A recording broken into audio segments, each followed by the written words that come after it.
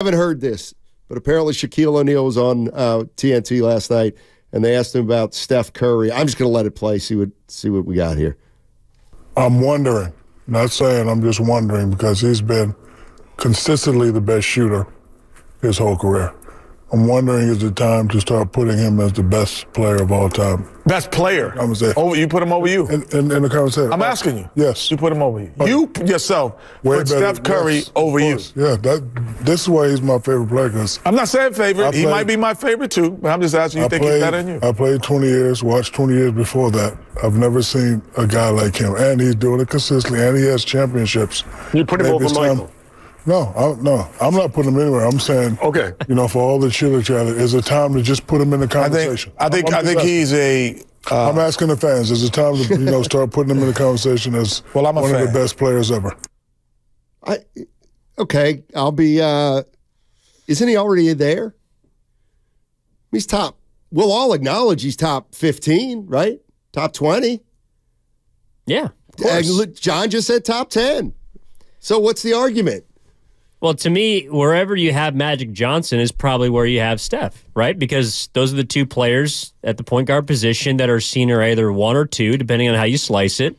So if you think Magic's a top 5 player of all time, then Steph should probably be there. If you think he's top 10, he should be there. Like, greatest player ever, that's really hard for me to say because I haven't seen as much basketball as certainly Shaquille O'Neal has, but like, I imagine when Shaq came into the league, no one had seen anyone like him before.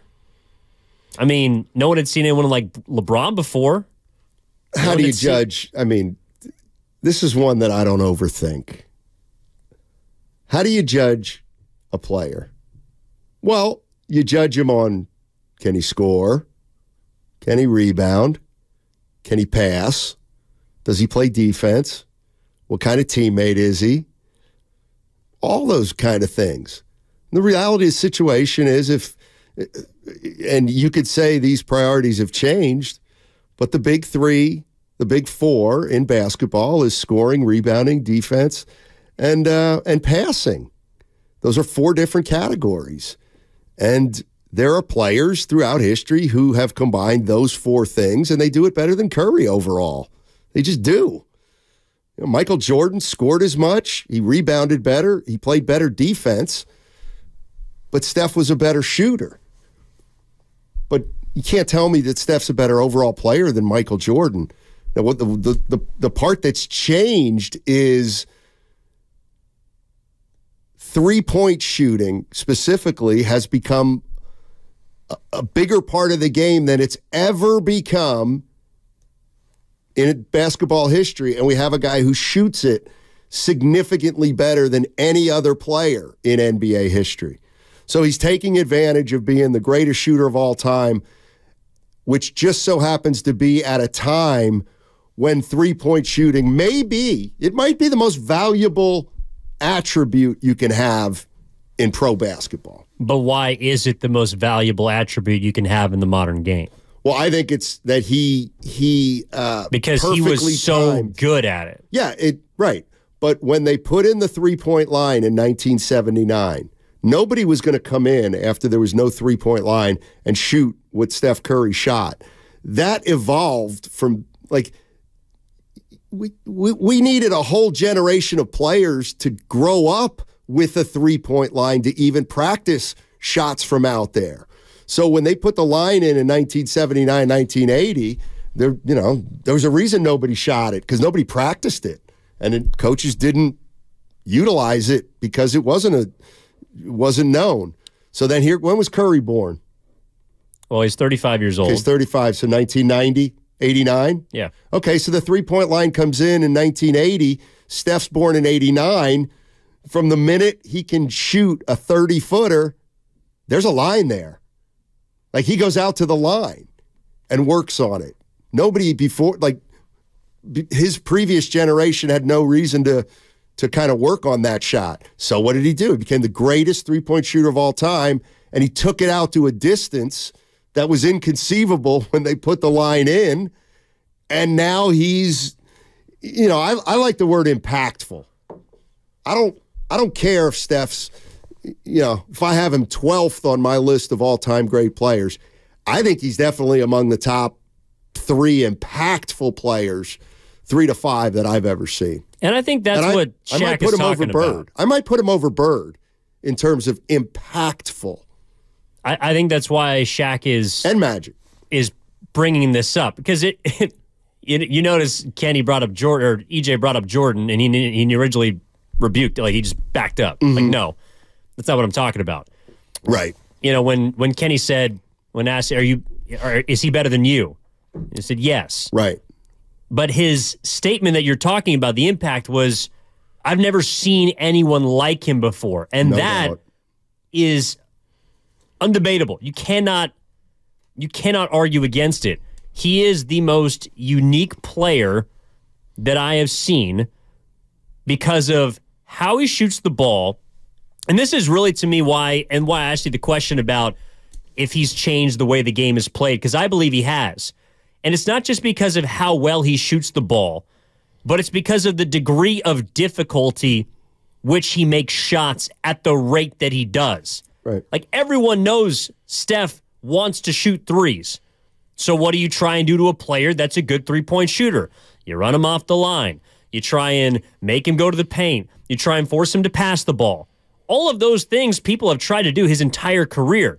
There's a reason why Ray Allen is one of the greatest shooters ever, but he's not as impactful as Stephen Curry. Reggie Miller is a great three-point shooter, not as impactful as Stephen Curry, because Curry could do it off the dribble. He's a spot-up shooter. He can move off the ball. He encapsulates every single part of a shooter that is deadly, along with a handle that no one's ever had before that can also shoot it as well as him. Like, I think the way that the game is played now is because of Stephen Curry, because every kid that you're talking about, so Steph grows up at the three-point line, he's shooting it from there.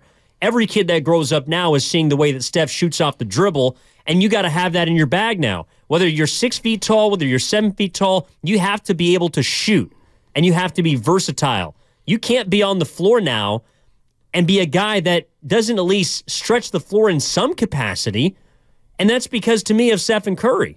Every kid that comes into the league now, every player that steps into the NBA is going to be asked to shoot, and it's because of number 30. I think it's Steph Curry. Maybe he didn't change the game, but he accelerated the game from where it was going to go. Like, I believe if you look at the numbers, even before Steph came into the league, little by little, they were taking more threes. Yeah, since Phoenix 1980. Suns. The Phoenix Suns. Okay. Mike D'Antoni. But Steph took it to a completely another level, a level that was so far beyond what anybody thought was within the realm of possibility, and Clay to a lesser extent, that it made people rethink the math. I mean, you could always shoot 33% from 3, and it would be equal to 50% in 2. You know what I mean? That was always the number, pretty much. Well, why didn't anybody shoot it before? Because 33 was not an easy number, believe it or not, back in the day. Now 33 is a bad three-point shooter. So there's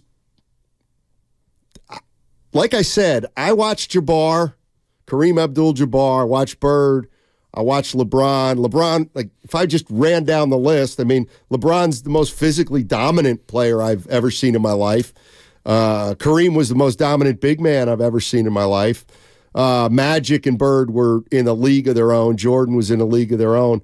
Steph Curry, though, I think I said this before. He was more impactful, or he's as impactful as Kareem Abdul-Jabbar was. And I think he's more impactful because you have to guard Steph Curry 35 feet from the basket. Otherwise, he makes 3 points. So he spreads the floor. Kareem just packed it, he was only going to get you 2 at a time. You could double team him. And what did that do? It packed the middle. So he took, Curry's he's proven that somebody can shoot the ball. I'm not that old, believe it or not. But trust me when I say that 30 years ago, nobody thought anybody was ever going to be able to shoot the ball from as far away as Steph Curry has, as accurately as Steph Curry has, without it being like, well, he's a catch and shoot. Well, he's an off the dribble. See, that's the first thing. That's the thing where he's light years beyond Ray Allen or Reggie Miller. Reggie Miller was essentially catch and shoot, come off screens. You know, Ray Allen could raise up from three for sure. But Curry's got it all. He can catch and shoot. He can play pick and roll and shoot a three. He's got the step back. He can shake you out there. He's the first guy to ever put it all together from outside three-point range. And there's just no way anybody thought there was going to be a player who could do that. And I think he's also dangerous enough to where when he does have it going, he can beat you with his passing. Like, that's where the point guard stuff plays. Like, this year he's been more of a shooting guard, I think, than any other point in his career. But the other part of it, too, why he's so impactful is he draws so much attention. He doesn't need that much space to get a shot off, so he can still be impactful as a guy that demands the most attention of anyone on the floor, and he creates so much space for everyone else. That's, to me, where the game has changed, is that people value spacing on the floor because of how much attention he has demanded throughout his career.